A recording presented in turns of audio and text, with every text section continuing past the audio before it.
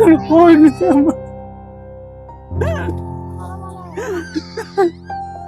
સત્તા દીકરા વાંચીએ છીએ અમે.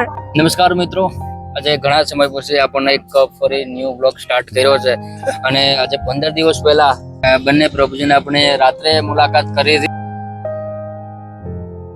એક દીકરો હોપ પૂછ્યો એમ ફાંસી જાય ગયો.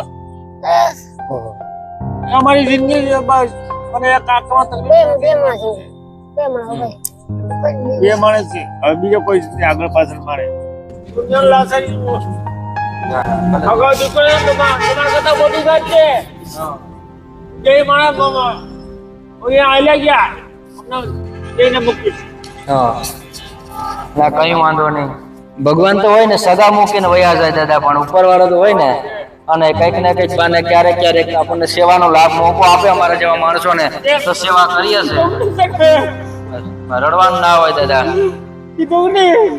ની વેદના છે એ રડીને આપણે દર્શાવે છે અને ત્યારથી આપણે નક્કી કરેલું હતું કે આમને આપણને એક કોઈ સારી જગ્યાએ સારવાર માટે મોકલવા છે.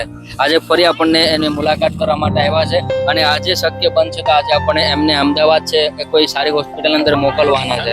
શું છે અત્યારે તકલીફમાં તો આંખની તકલીફ છે સાહેબ. હા, પણ કઈ ફુગાઈ એમ નથી મારે. અમે બે જણા છે, બાઈ માંગીને ખવડાવે. હા, મારે કઈ થતું નથી. આ આંખથી દેખાતો નથી. છોકરા બાળકોમાં કોઈ હા, એક છોકરો છે નોખો છે. હા, એક છોકરો ઓફ થઈ ગયો, પાછી ખાય. બાળકો છે એ નોખા થઈ ગયો. એક છે એ નોખો થઈ ગયો, આટકો જ રહી નોખો છે. એમને કે 5 રૂપિયા આપતો નથી કમાઈ. હા, એક છોકરો હતી મરી ગયો, પાછી ખાય. હા, જવાન દીકરો ફાંસી ખાય. હા, આમ બે જ છે બસ. તમે પૈસાનું કીધું, મેં કીધું હમણાં નહીં, અમને દવાખાને લઈ જાઓ. આપણે હાથ પગ ચાલતા હોય ત્યાં સુધી આપણે કરી શકીએ, પણ અત્યારે પરિસ્થિતિ એવી થઈ ગઈ છે. હા, કામમાં જવું એ મુશ્કેલ થઈ ગયું છે. કઈ વાંધો નહીં દાદા. છે ને આજે જો બનશે તો આજે, તો કાલે કાલના દિવસ અંદર આપણને હું તમને અમદાવાદ જવા માટે મોકલ્યા. જે કાંઈક ખર્ચો થશે એ હું મારા તરફથી આપીશ. અને ખાસ તમને લોકોને પણ મારે એક સલાહ છે, જેમ બને તેમ વિડીયો શેર કરજો. અને આપણે ઘણા સમયથી બ્લોગ નથી ઉતારતા, એકવાર આપણે સ્ટાર્ટ કર્યું છે હિંમત કરીને. તો હું આશા રાખીશ કે તમે લોકો અમને સપોર્ટ આપજો, કારણ કે તમારો સપોર્ટ હશે તો આવા ઘણા બધા પરિવાર સુધી તમારી મહેરબાની.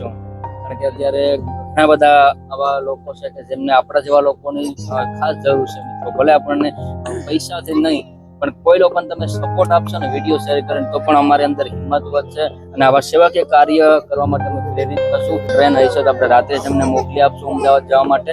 જે કઈ સગવડ હશે આપણે બનતી સગવડ કરીને એના માટે સુવિધા કરશું. અમે બે માણસ છીએ ભાઈ, કોઈ કમારો છે કોઈ કામી નથી એમ. હા, હું એટલે માંગવા જાઉં છું, ઘરનો બધો ગુજાર કરું છું. કેટલાક સમયથી ભાઈ અને તો 2-3 વર્ષ થઈ છે. હા, 4 વર્ષ જેવું થઈ ગયું. કોઈ સારવાર માટે તમે પ્રયત્ન નથી નહીં, નથી કર્યું. પૈસા તો હોય ને ભાઈ, અમે ગરીબ માણસ છીએ તો અમારે પૈસા ક્યાંથી હોય? હા, પૈસા હોય ભાઈ, કઈ થાય નહીં. પૈસા હોય તો આપણે ઘણી દવાખાને લઈ જઈએ, પૈસા ના હોય તો કેમ અવાજ કરવાનો? દોડવો કેમ દવાખાને? હારા મરીએ છે, અમને નથી રાખતું. હા, એ ત્યારે રાજકોટ રહે છે. હા, એ અમને નથી રાખતું. એક છોકરો મને થઈ ગયો. એટલે અમે આટલા તમે કરો તો તમારી મહેરબાની. કોઈ નથી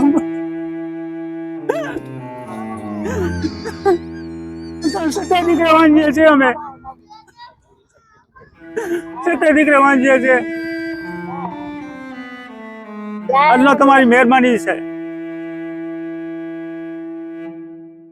દાદા એમાં રડવાનું ના હોય. હવે અમે લોકો અમને દવાખાને પણ લઈ જાશું અને જે કઈ અમારી મદદ આટલી તમારી મહેરબાની કરશું. ભલે આપણને સગા દીકરા નથી પણ ભગવાન કઈક ને કઈક આપણને મદદ માટે પહોંચાડી દે. એ જ આપણા દીકરા કહેવાય. હવે રડોમાં ચિંતા ના કરો, ઠીક છે? અને બેન હવે તમે પણ કઈ ચિંતા ના કરતા, અમને આપણને સારી જગ્યાએ દવાખાને લઈ જાશું અને ફરી પાછા દેખતા થાય ને એવો આપણો પ્રયત્ન બનતો પ્રયત્ન. તમારી મહેરબાની ભાઈ એટલી. મહેરબાની ઉપરવાળાની કે એણે આપણને કંઈક આવું સેવાકીય કાર્ય કરવા માટે આપણને એક નિમિત્ત બનાવ્યા છે. કરતા કરતા તો ભગવાન છે, ભગવાન છે. પણ આજે અહીંયા બેઠા છે તો એને કંઈક અમને નિમિત્તના થણી બનાવ્યા છે. તો ઉપરવાળાને આપણને બધા ઉપર માનવું જોઈએ અને બાકી ચિંતા ના કરતા. ભલે આપણના દીકરા નથી પણ ભગવાન પોતાના છે ને, ભલે કઈ વાંધો નહીં. અત્યારે ટકનો ખાય, ટકનો લેવાનું, ટકનો ખાય. લોટે ભાઈ માસા તેને વેસા તો લોટે વેસા આટલું તેલ લઈ આવો. હા, 5 રૂપિયાનું કે 10 રૂપિયાનું? 20 રૂપિયા. 20 રૂપિયા. હા, આમ હું તો વખલા બનાવો કામ જો પરિસ્થિતિ અમારી છે એવી નબળી. કારણ કે મોંઘવારી છે એવી. દોસ્તો ને મિત્રો, અત્યારે આ મીડિયમ મતલબ ગરીબ લોકોની કેવી હાલત, લોકોની પરિસ્થિતિ જોઈ લીધી છે અને આપણે અત્યારે જો પોસિબલ થશે તો આ લોકોને જમાડીને આપણે લઈ જાય અને અમદાવાદ જવા માટે રવાના કરશું. ભલે દાદા તમે રસોઈ કરી જમી લ્યો અને જો અત્યારે તમે મેળ આવે તો અત્યારે જ દવાખાને જવા માટે તમે નીકળી જાઓ, કારણ કે અમદાવાદમાં એક જાણીતા છે, હું એમને ટેલિફોન દ્વારા જાણ કરી દઈશ અને તમને ત્યારથી જ હોસ્પિટલ બતાવીને ફરી પાછા ટ્રેનની અંદર બેસાડી જાય. ઠીક છે, તો અત્યારે તમે જમવાનું બનાવીને જમી લ્યો અને બાકી હું અત્યારે ફરી પાછું આવું છું. પાછા આવો. હા, પાછું આવું છું. વચન આપેલું હતું ભરતભાઈ કે તમને અમે સારી હોસ્પિટલમાં તમારી સારવાર કરવા માટે અમે તમને મોકલે અમને સારી સારવાર એ કરશો એટલે તમે ફરીથી વ્યક્તિ પણ શકશો, કારણ કે એકવાર ભરતભાઈ વચન આપે છે એને નિભાવે જ છે. એટલે એ પ્રમાણે તમે પણ થોડો ઘણો સપોર્ટ કરતા રહ્યો. એટલે આવા દાદા જેવા તો ઘણા અનેક પરિવાર છે આપણા સમાજમાં હોય કે આપણા ગામમાં હોય કે સપોર્ટ કરતા રહ્યો. સપોર્ટ ની અંદર બસ બીજું કાંઈ નહીં, ફક્ત ને ફક્ત તમારા લોકોને વિડીયો શેર કરવાનો છે અને તમે શેર કરશો ને તો આપણે નવેરથી મિત્રો આપણે સ્ટાર્ટ કર્યું છે. નવેરથી મતલબ કે આપણે આ પ્રકારનો વિડીયો બનાવવાનો, અમે વિડીયો બનાવવાનું સાવ બંધ કરી દીધું હતું, કારણ કે અમુક લોકોની માનસિકતા એ પ્રકારની હોય છે મિત્રો કે અમે અહીંયા વિડીયો બનાવીને જઈએ, અમને રાશન આપીએ અને દર કોઈ પણ 5-6 દિવસે પછી ફોન આવે છે અને એ પ્રકારની વાત કરે છે કે તમે વિડીયો બનાવી ગયા છે તો અમારા સમાજનું અથવા અમારા પરિવારનું નામ ખરાબ થયું છે.